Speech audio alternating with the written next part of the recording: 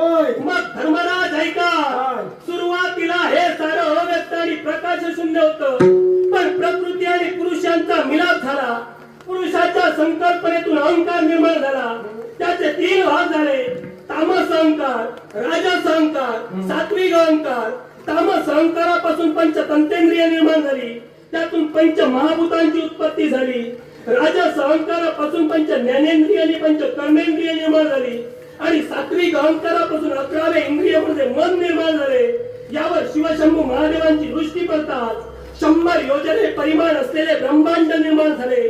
ब्रह्मदेव या ब्रह्मांडाचा आत्मा आहे. या ब्रह्मदेवाने या ब्रह्मांडाचे 3 भाग केले: ऊर्ध्व भाग, मध्य भाग, अधोभाग.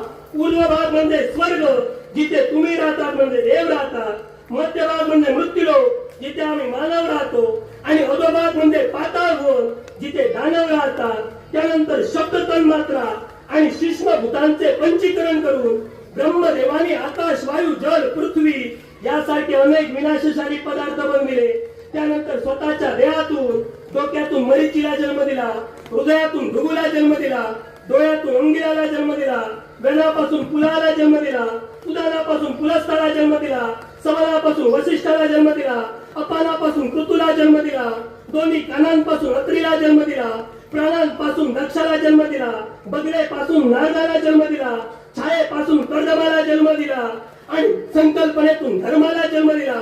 त्यानंतर ब्रह्मदेवानी स्वतःच्या देहाचे 2 तुकडे केले: अर्ध शरीर स्त्रीचं आणि अर्ध शरीर पुरुषाचं. ती स्त्री म्हणजे शतरूपा आणि तो पुरुष म्हणजे स्वयंभू म्हणून. यांचा दोघांचा विवाह झाला.